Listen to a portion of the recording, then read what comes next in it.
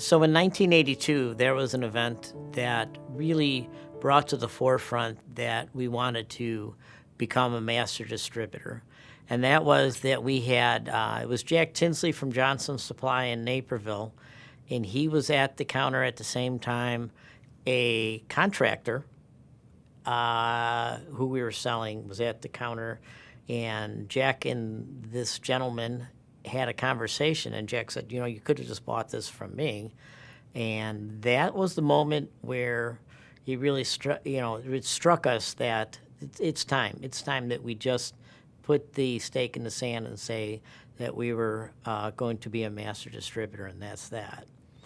So one of the first times when it really came to light about our new relationship with our fellow distributors in the Chicago area is when it was Southside Controls, and there was a customer, Cleaver Brooks, and he was looking for, it was a pretty expensive gas valve made by General Controls, which we had, and not anybody else really would stock because it was kind of a specialty thing. And I called the Southside and said, hey, we've got Cleaver Brooks at the counter, and I want to put this through you, run this through you, and you just give me a purchase order, and we're good. And he said, so tell me, so have you quoted him a price? I said, nope, that's your job. It's not our job.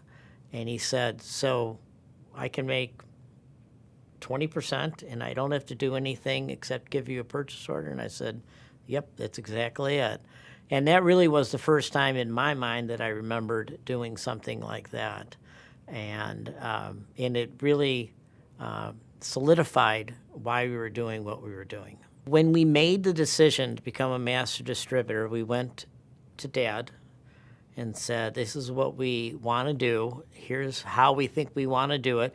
Part of declaring you're a master distributor is that we were going to be sending out a price sheet to our potential distributor customers, because it was telling everybody this is what we do, but it was also going to tell the biggest competitor, who was Marty Walshin, that this is what's going to be our business.